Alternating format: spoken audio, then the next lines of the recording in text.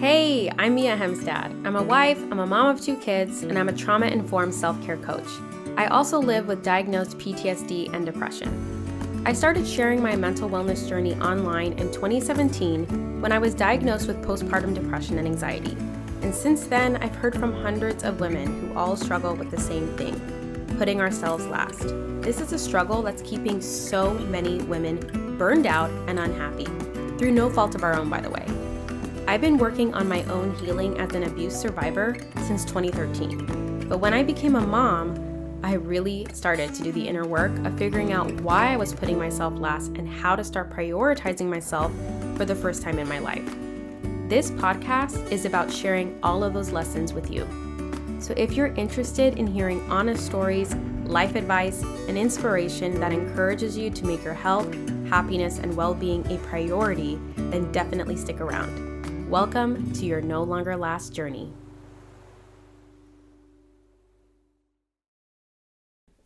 Hey everybody, welcome back to the podcast. Mia here. I am excited that you're joining me today because, well, I'm getting into the groove of consistent, quote unquote, podcasting. If you've noticed, I've been trying to visit with you every 2 weeks. It's been a rough couple of weeks. My whole family was down with the virus. And of course, I was the first one to get it and the last one to get over it because I was taking care of everybody else. And yeah, it's been rough. And then after we all got better, my daughter got a stomach bug and I spent the whole weekend doing my taxes and also monitoring her fever. But we're all better now.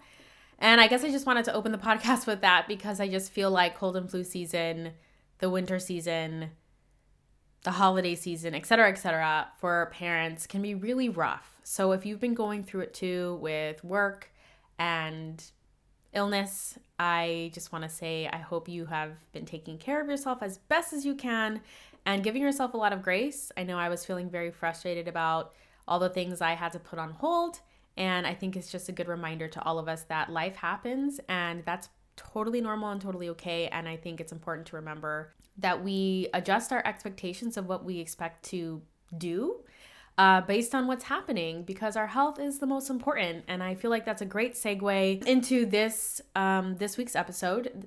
This is a highly requested episode about how to rest. Today's advice that I'm going to give you is specifically for moms who just feel like they can never catch their breath. Moms who feel overwhelmed, who feel stressed, who feel overridden by guilt when they rest. Maybe you have racing thoughts when you lie down and try to take a nap like I sometimes do. So if that resonates, and also this is advice for any of us, if you identify as being very ambitious. I'm a very ambitious woman and I also never want to let my ambition hurt my ability to take care of myself. I have done that many times in the past. So if that sounds interesting to you, hopefully this episode today will help. I do want to do one caveat though before we dive into today's tips. I think I have 5 of them for you. And that is if you're somebody who struggles to rest, because when you slow down, you have to face emotions that you are very proactively avoiding. And you use busyness to distract yourself from your emotions and your feelings. Today's tips are not for you. My only advice to you, if you are using busyness and avoiding rest to avoid your emotions, is to definitely address that, ideally with a therapist who can meet with you one-on-one and help you with that, because there's nothing worse than your mind being your own prison, than spending every waking moment trying to avoid what's in here, in your mind. I've been there. It is not a healthy place to be in, and you need to address that, okay? You really need to address that. You deserve to be at peace with your insides. I know I joke, I use humor a lot because I live with depression and PTSD and that's how I get through it. But I really, really just can't encourage you enough to seek professional help with that, to seek one-on-one individual support. And if you cannot afford therapy at this time, I get it. I've been there for many, many years. That's when a journal becomes your companion. And the reason why I recommend this is because it's really important that you do slow down and that when all those racing thoughts and emotions come out, you have somewhere to put them so that you can start to understand and unpack why it is that you are running away and what is it that you're running away from. I promise you, over time, you will start to feel less scared of your own thoughts, and you'll start to be able to see them more objectively and hopefully get some support with them. So that's my suggestion there. Today's episode is specifically for the mom. Maybe you're not a mom, but you're listening to this. It's specifically for those of us who have a lot of responsibilities that we don't get to choose to opt out of. I really hate when people say that rest is just simply a choice, because for those of us who have a crap ton of responsibilities on our plate, for those of us whose literal job is to keep other human beings alive and fed and educated and well. I mean, speaking of, right, I just spent the last 3 weeks taking care of sick kids while showing up for my day job, showing up for my coaching clients, showing up for myself, showing up for my husband who also got sick, and then he was taking care of me when I got sick. It's like, for those of us who can't just choose to rest, right? It's a lot more complicated than that. There's a lot of responsibilities on our plate, paying bills, cooking, cleaning, parenting, that we can't just opt out of. So this isn't about how to rest if you use busyness to run away from your feelings. This is about how to rest when you have a lot of real, valid responsibilities on your plate that you can't just offload. So all that being said, let's dive in. So the first tip I wanted to share with you is you really have to identify the source of the pressure to always be doing something, okay? For most of us, there's probably a source of the pressure. There's probably multiple sources. For me and a lot of us probably listening is childhood trauma. I had to work in my family's little family-owned bake goods shop. I don't even want to call it a shop because we didn't really have a physical establishment until much later, but I spent most of my childhood baking cookies and cakes in order for us to just have some money to, I don't even know, we didn't even make that much money doing it, but we had to bake to make money. I remember staying up till 3 a.m. baking. I remember standing on my feet for 16 hours at food festivals, making mango smoothies and trying to sell baked goods in the hot, steaming, humid sun of Guam, to try to make some money to pay our bills. I remember developing back pain when I was a teenager because of all this hard manual labor that I was doing. And then my mom had to start a dance company. And I remember having to learn choreography, teach choreography, perform multiple times a month for shows around the island. I grew up in Guam. I literally remember showing up at our regular show. We would perform at this high tourist area. And I remember my mom would get a $250 check for that 1 hour long show that we would do. And we would immediately she would go to the grocery store. She would cash it at the small bank outside of the grocery store. And then we would go to the grocery store drenched in sweat from the performance that we did and get a little bit of groceries and then drive home. And everyone would just kind of plop down on the couch exhausted. And we did those shows twice a month.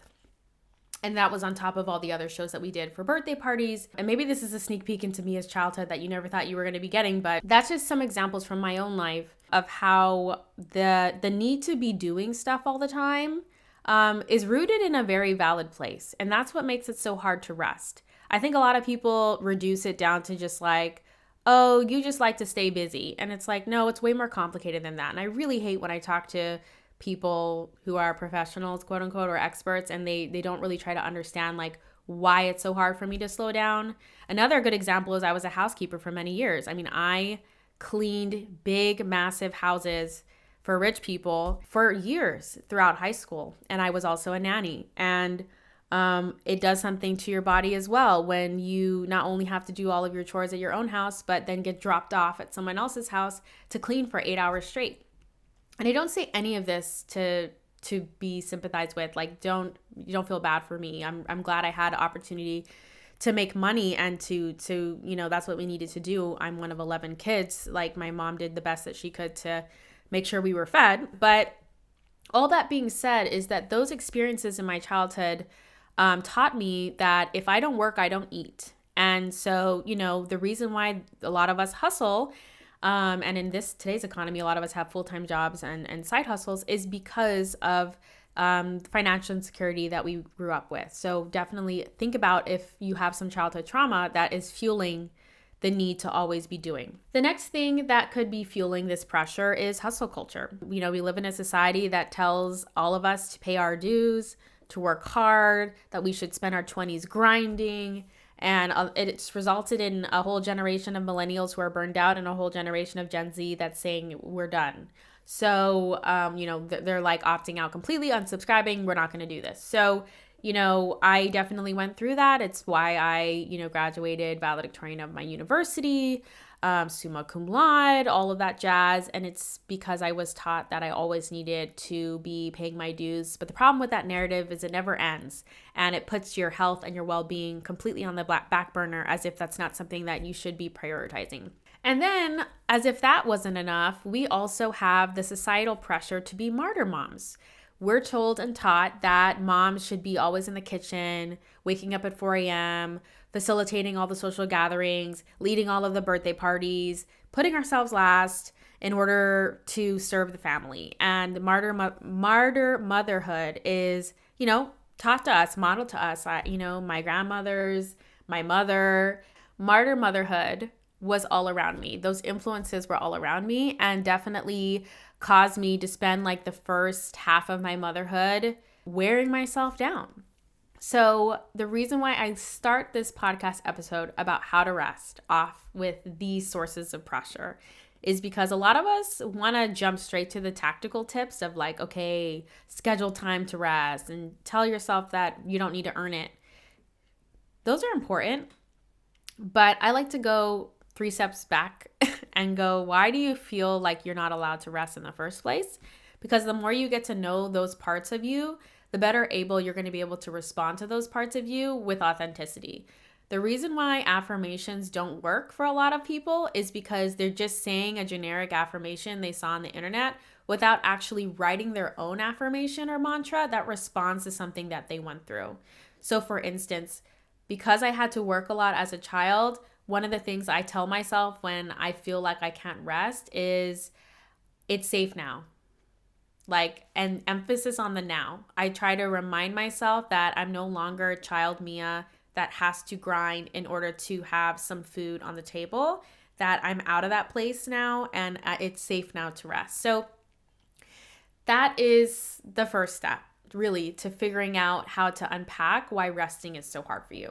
The second reason why it's so hard to rest is because you have a lot of responsibilities that have to get done. Like, you can't just go, hey kids, you know what? I don't really feel like making you dinner tonight or brushing your teeth or taking you to school. I'm tired and I'm going to rest. Let me know if that works out for you, but that sounds like a criminal activity to me if you decide to just stop taking care of your children. So a lot of us have responsibilities we have to show up for. So when the heck are we supposed to rest? This is something that has been a real challenge for me because there's a lot of weight on our shoulders when we have responsibilities. I'm the primary breadwinner of my family. I'm a mother of 2 children. I have a lot on me, and it can really feel impossible to find time and space to rest. But I know through my own experiences of burnout and hospitalization that if I do not find time to rest, that is actually very irresponsible of me. So I know that it's just as crucial for me to rest and take care of myself as it is for me to make sure that my kids are being taken care of. So with that, something that I've been doing is utilizing this tool that actually Harvard studied a ton of. I think it was Harvard or Yale. I don't know, one of those institutions. They did a huge study of different productivity tools, and they found that this one method really helped people to be productive. And it's super simple. And I know I'm saying the word productive, but really what this did was help me to rest. So when I feel overwhelmed by all of my responsibilities, I do a brain dump. I write every single thing down that I absolutely need to do. And then I circle the things that absolutely need to be done like that day. And I'd be really ruthless about this. Like, don't try to be a perfectionist and be like, well, it would be nice if I also got this, and this done. No, like, what are the things that if you didn't do today, like, someone's going to get hurt? Like, figure that out. Once you do that, there's probably just one thing that needs to be done. Like, let's say it's a weekend and I know I have to order groceries otherwise there's not going to be anything to eat for the week. Okay, that has to get done. If it's time sensitive, I'll do it right away. If it's not time sensitive, I will decide, let's say I'm doing this brain dump, at 8 a.m. because my mind is racing and I don't know what to do with myself. And so I decide, you know what? I can order groceries at 2 p.m. I know they'll get here tomorrow at 8 a.m. So I write down a schedule. I take the one or two tasks I've circled and I actually put them into time-bound slots. Okay, I know I'm going to order groceries from 2 to 3. I know that I'm going to shower the kids from 7 to 8. And those are the only two things that absolutely need to get done today. Everything else can wait. Then I feel better. My nervous system is calmer because I know that the most important things have a time-bound place in my day where they will get completed. And that does help my brain shut off, and it helps my brain relax and let me rest because I know that I can rest from 8 a.m. to 11 a.m. And then at 11, I know my kids are going to be asking me for lunch. So I know that now is the time I need to rest. I'm going to have my coffee. I'm going to lay on the couch. I'm going to scroll on my phone. I'm going to watch TV. I'm going to do whatever I want because that is my time. And I know that at 11, I'm going to make my kids lunch. And at 2 o'clock or 3 o'clock, I'm going to order the groceries, right? So this is an example of how you can just take one piece of paper, do your brain dump, identify the most important tasks, put them in time-bound slots, and then let yourself rest. And then every time your brain goes, oh my gosh, we should be doing this, we need to do that, you're able to reference the fact that, no, the most important thing I need to do today is already scheduled for 2 p.m. So I know that I can zone out, I can turn my brain off, I don't need to think about this because it's scheduled. And I already did the thought processing of figuring out what needs to get done today. And the reason why I love this is because I don't know about you, but I tend to stay very much in my head and I ruminate on things over and over, and utilizing a piece of paper to do the mental labor of, okay, let's make the decision so we're not just having decision fatigue all day really, really helps. If you're like Mia, well, I've tried that and my brain still races about things, then you might be somebody who needs to just get it done. Just order the groceries first and then decide after that's done, I'm letting myself rest, right? So that you don't have to keep thinking I need to order the groceries. I know for me, when I have like really low energy, it can feel hard to trust myself that I'll show up for the task that's really important to me. And so sometimes I'll want to deal with that task right away. A good example of this is I fell really behind on my bookkeeping and my accounting, and taxes are coming up. And so I stayed up till 2:30 in the morning on Saturday a couple days ago to get my books done. And the reason why I did that is because it's been stressing me out so much. I was like, I'd rather just stay up and get this done than go to bed one more night with it hanging over my head. So, do what works best for you. Like there's certain tasks that I absolutely need to deal with head on and then I can rest. And then there are certain tasks that I know that I can wait, and, like grocery ordering, I know that I'll be able to get that done. But I still plan my rest. Like the next day after staying up till 2:30 to do all of my bookkeeping and accounting, I rewarded myself and was like, now is my time to rest. And I mean, I don't even like saying the word reward because like I don't need to earn rest, but it was kind of like I wasn't going to keep pushing myself to do more work because now I have more things to do, right? There's always more things to do. But I decided that after I finished the bookkeeping, I was going to let myself go to the beach and just turn my brain off and not think about all the other things on my to-do list. And so that's what I did. I went to the beach. I brought myself a salmon sandwich and it was lovely. I had a good time and I let myself rest, and now I'm back at work and all of the things, but I let myself recharge and rejuvenate. And I really think that is, in essence, what I'm trying to share with you with this tip. So hopefully that can help. So the third thing I want to share with you is that rest is, some people are like, I took a nap and now I just feel more drained. And that's because a lot of us have been taught that rest is only one thing. So if you're somebody that feels like rest is only sleeping and that doesn't rejuvenate you, I want you to think of it. I want you to broaden your idea of what rest can be. So think of what replenishes you, what rejuvenates you, what gives you more energy. Rest can be a lot of different things. There's mental rest, emotional rest, physical rest, spiritual rest. There's like so many different kinds of rest. And when I started to embrace that, I stopped forcing myself to sometimes I love a nap, but sometimes napping, I struggle with chronic nightmares. And when I take a nap, sometimes I have horrible nightmares and wake up worse than before I went to sleep. And so now I embrace different kinds of rest. And recently there was a study that was published that showed that people who did things with their hands, like lowered their cortisol and felt more energized and just felt better overall, had better mental health outcomes.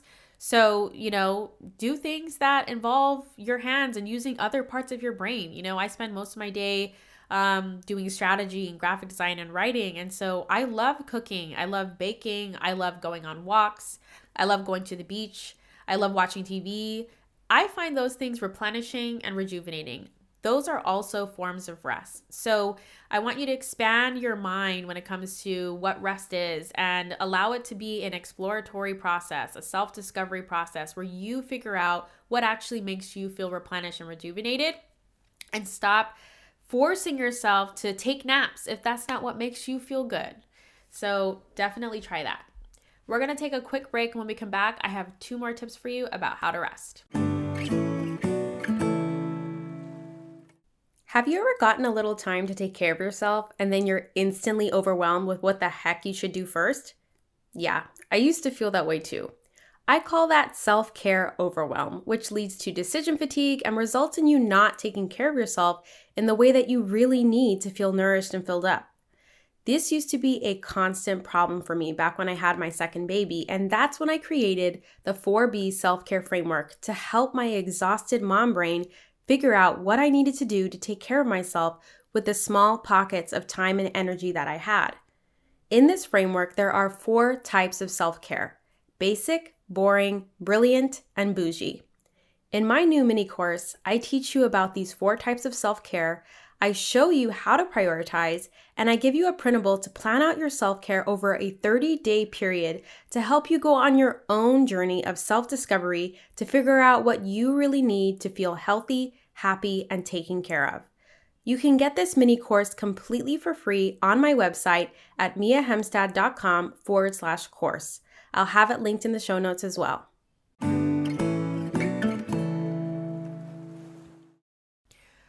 Okay, tip number 4 is definitely more of like an internal tip, and that is detaching your value from your productivity, your output, and how much you do. Again, this goes back to childhood trauma, hustle culture, and other societal narratives that make us feel like we're only as good as what we do for other people, especially those of us who were raised as good girls. We were taught that, our worth was only in what we could do for other people, and that pursuing things simply for our own happiness and joy was considered selfish.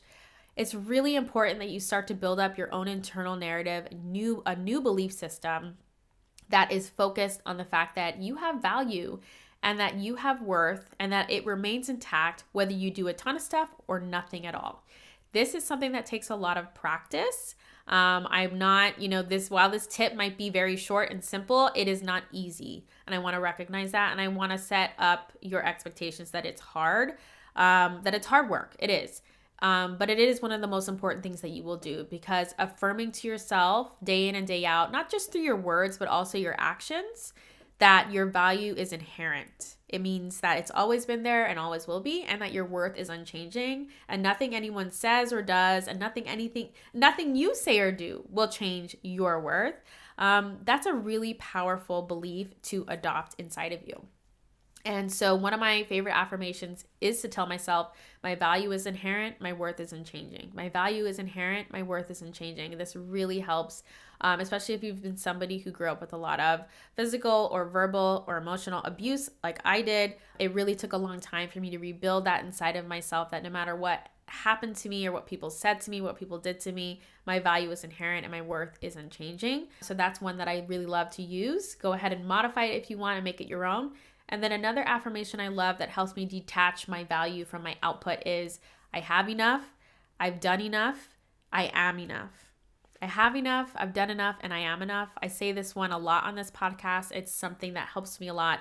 When I'm laying in my hammock and my mind starts to race about my to-do list, I repeat that affirmation to myself to remind myself that I've truly done enough, I am enough, and I have enough, and I don't need to do any more in this moment. If my body says I need to rest, the best thing that I can do is to honor that need, because I'm the only one who can meet that need. So those are the ways that you can detach your value from your output with your words. But when it comes to your actions, it's really important that you actually show yourself that.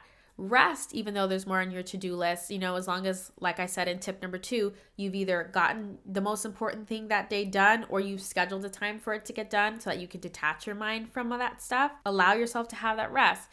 Don't force yourself to have to earn rest. If every time you put rest on the other side of a task being completed, You are teaching yourself that you have to earn rest. The only time when I will put rest after a task is only if completing the task will make me feel even better while I rest.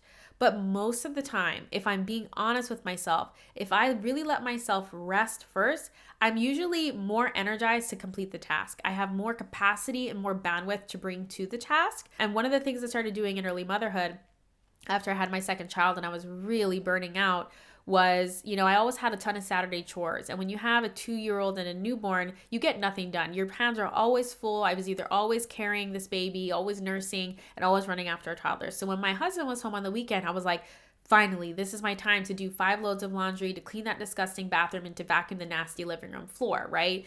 And so I would wake up every Saturday morning and I would do all of these chores, and then I would be so exhausted and burnt out, and like my back would be aching because, again, I was a housekeeper. And so every time I clean, I actually get like all these tweaks and issues in my neck and back. And then I would spend the whole rest of the weekend just recovering from cleaning. And then I would feel resentful and bitter about everything: motherhood, chores, housework, all of it. And nothing changed until I decided to flip. Even though it went against everything I was taught, I decided I was going to flip the order of the way I showed up in my weekends. So I started to prioritize doing whatever the heck I wanted on Saturday morning. So on Saturday morning, if I wanted to sleep in, I slept in. If I wanted to go to a coffee shop alone, I did. If I wanted to, my hobbies are so limited. Basically, in the early motherhood days, it was like go to a coffee shop and read and journal. Or it was like go, what else did I do? Go on a walk. But basically what I did was I put my replenishment, rejuvenation, my rest first on Saturday. And then when I would come home, I had emotional availability for my family. I was happy to see them. I felt energized enough to tackle the chores. And then when the day ended, I didn't feel angry that I didn't get to do anything for myself. When the day ended, I got solo time for me and I got all the chores done that were bothering me throughout the week. And I was able to end the weekend, having a movie night with my husband after the kids went to bed. By just flipping the order and putting my joy, my rest, my happiness first, it made everything else better. And it also started to hardwire my brain with a new pathway, which said, we don't need to earn rest. Rest is our right. We get to do this first because we only get one life and it's short. And we're going to enjoy it to the best of our ability. So I highly encourage you to detach your value from your output, not just with these affirmations, but through your actions. Start putting rest first, whether that's through actual sleeping or through replenishing and rejuvenating activities like we talked about earlier, and put your other chores and tasks after, and see how your beliefs about your value and your self-worth start to change. The last tip I want to give you is to remember that learning how to rest without guilt requires time, practice, and a lot of self-reflection. Again, if you've noticed a trend in all of my content and all of my work is, while I give a lot of advice and tips, a lot of what I share hopefully is facilitating your own self-discovery. It's really important that you take the time and the practice to learn what makes you feel rested, what makes you feel replenished, what makes you feel rejuvenated, because I could tell you a whole bunch of things that you could try, but unless you actually try them and reflect on what it felt like, you're not going to be able to build a toolbox that actually works for you. So I want to encourage you to take 10 to 15 minutes every week to open a piece of paper and just write about how you're feeling and what you'd like to try. Is there anything you did as a child that made you feel happy and recharged? Or is there anything that you really wish you could have right now that maybe you can't go on that staycation, but maybe you can honor, some solo time in a small way? I remember for years after I had my 2 kids, I was just like, oh, this is exhausting. I want alone time, but I couldn't afford to go to a hotel. So I would go to coffee shops and get a $3 cappuccino and sit there for 2 hours reading a book. And that was the solo time. And while it's not a stay in a hotel, it still showed me that I was worth the effort, and it still gave me a recharge and a boost of energy and helped me to come back to my work as a mother feeling way more refreshed and ready to go. So I really want to encourage you to take this as a process. You cannot unlearn all of the damaging narratives around hustle culture, around living in survival mode as a child, if you always had to work a lot or if you were told a lot by your parent figures that resting is lazy, you can't unlearn societal narratives about good girl and martyr mom, tropes overnight. You can't expect yourself to just be great at resting if it's always been hard for you. But I will tell you that with practice and time and self-reflection, you can get better at it. I used to be a burnt out workaholic perfectionist that could never sit still. If you talk to anyone from my college, I never rested. I never took a break. While everyone was enjoying weekends, as they should be, I was doing volunteer labor on film sets and working 3 jobs and getting exceptional grades in school. And I was miserable. I was exhausted. And it was because I was told that I needed to grind. And it was also because that's the way the system was set up. If I wanted to keep my scholarship, I had to maintain a 3.8 GPA or higher. So I have a lot of compassion for that version of me. And I've also learned a lot of lessons from the burnout and the pain that I've experienced to get to this place. And the reason why I tell you all of this is because I want you to know that if someone like me who had to work since I was a child in order to just have food to eat, could now, basically design my whole life around my own rest and rejuvenation. I live in Europe. I have a sunroof. I have a hammock. And while my little slice of paradise is very small, if you came to my house in Portugal, would see how tiny it is. It's a little townhome. I absolutely love it because what it represents to me is I finally have healed past all of this crap and all of this pressure, internal and external, that says that I'm not allowed to rest and that rest is for lazy people and that rest is what bad moms do and you need to be a martyr. And I've overcome all of that. And if I can do that, you can too, in your own unique way, with an approach that honors you and your limitations and your resources. But I know that you can absolutely do it. I want to thank you for listening to this week's episode. I truly appreciate it. If anything resonated, feel free to DM me on Instagram or email me. I'd love to hear from you. And with that, I'll see you in the next episode. Bye.